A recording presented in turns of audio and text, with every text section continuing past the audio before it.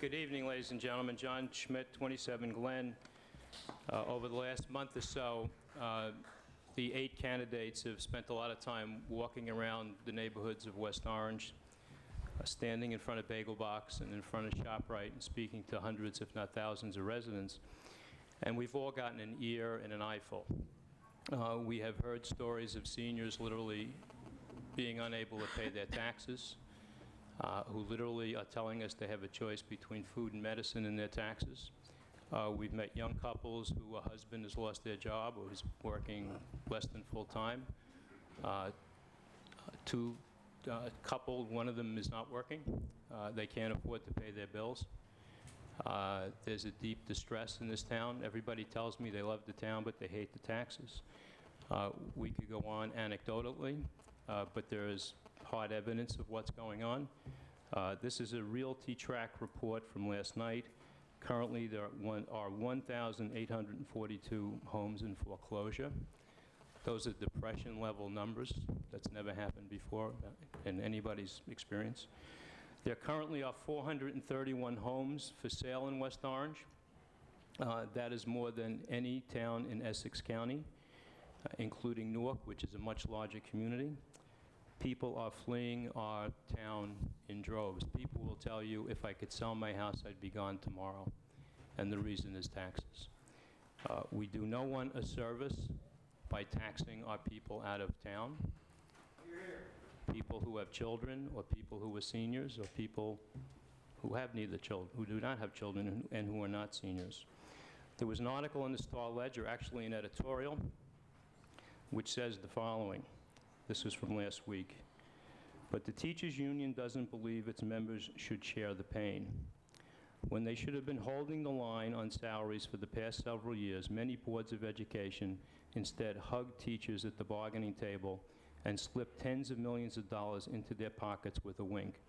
Now we're paying a price.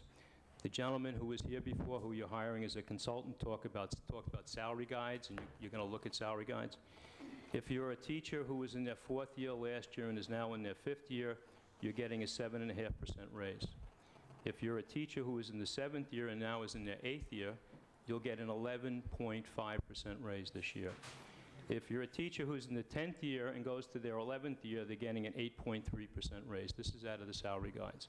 If you're a West Orange school teacher and you have a family, the cost of health insurance is $20,000. The teacher pays nothing, zero. I can go on. The state report card indicates that throughout New Jersey, the average cost of teacher comp and benefits is 55% of every dollar spent. In West Orange, it's over 60. The average pay for a teacher in the state of New Jersey with 9 years experience is $59,000. In West Orange, it's $70,000 with less experience, 8 years of experience. So what we're looking at, ladies and gentlemen, is a situation where the people who work for the town are doing a lot better than the people who are paying the bills.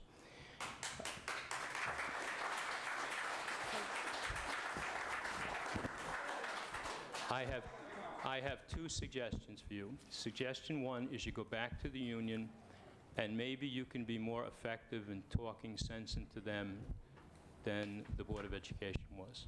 To ask for a freeze. It will free up millions and millions of dollars. Ask them to begin to contribute to the health benefits not now, not when the next contract kicks in. That will free up a fortune in cash. The second thing is, if that's unsuccessful, right now in Trenton, the governor and the legislature is negotiating for something called a hard 2.5% cap. This is the Massachusetts plan, in which tax rates are capped at tax increases are capped at 2.5%. I would suggest, if all else fails, that be your fallback position, because that's where I think we're going to be in the future anyway. The second item is a little bit more uncomfortable. I received a series of emails today, or copies of emails, that have apparently been making the rounds. And it has to do with the ability of Mr. Parisi and Ms. McCartney to be kind of fair and balanced when it comes to this particular process. This is an email that goes between Mr. Nick Galanti, who's the president of the union, and Mr. Gary Engler, who I think is either your campaign chair or your co-chair. This is Mr. Engler. Good speaking with you earlier. As discussed, we are looking to pack the council chambers Tuesday night, 6:30, with pro-education Mr. types, Schmidt, your time is up. keeping the staff from monopolize the public comment. 5 minutes. The point is, and I'll share this with everybody, Okay. what it asks for is campaign contributions for Ms. McCartney. There's another, this is with Mr. Galante and Mr. Engler. There's another set of emails which is called Rob Parisi for Mayor Lawn Signs from the President of the Union, which then says, we have one candidate who represents us, Rob Parisi, get out your lawn signs today. Now, we all know the union is not interested in making any cuts. If your political supporters or major political supporters are the people who are unwilling to compromise, I think that compromises your ability to honestly and fairly decide this issue. Thank you.